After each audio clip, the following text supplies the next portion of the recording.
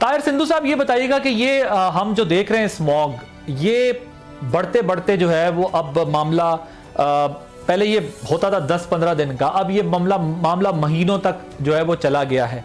इस तमाम मामले का फिलहाल कोई हल भी नजर नहीं आ रहा। ये किसकी नाकामी है, बिलखुसूस जब पंजाब के हुक्मरान जो है वो एक ऐसे मुल्क जा चुके हों, बैठ चुके हों जहां की दुनिया की एयर क्वालिटी इंडेक्स सबसे अच्छा हो और जहां के वो हुक्मरान हो वहां का वर्स्ट हो। Your take on.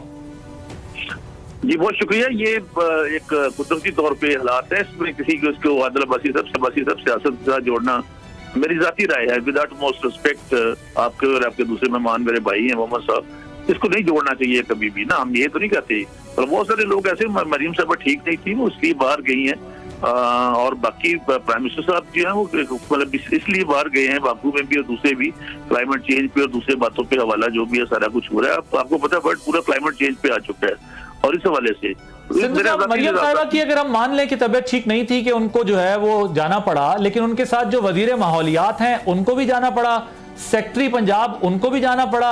सो ये तमाम लोगों का जाना समझ से बालातर है ना। यहाँ तक तो ठीक है, चले अगर उनकी तबीयत खराब है।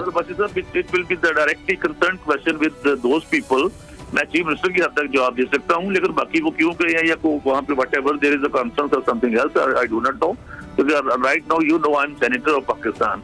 लेकिन आपकी बात, लेकिन ये कोई बात नहीं, इसमें हो जाएगा। ज़ाहिर है ये कौमों की मुश्किलात आती है। आपको पता है इसका आगाज जो है 1958 में, 1952 में अमेरिका से हुआ था स्मोक का।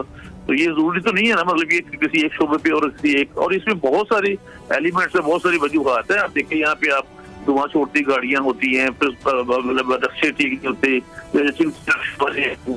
सेनेटर साहब मुझे ये बताइएगा, ठीक है आप सेनेटर ऑफ पाकिस्तान हैं, लेकिन ये मुझे बताइएगा कि चले आपने मरियम साहिबा की भी बात कर दी, लेकिन मुझे बताइएगा अखलाकी तौर पर जो मैं बात कर रहा हूँ, दीगर लोगों का जाना बनता था ऐसे सूबे में जिसमें इस वक्त लोग से परेशान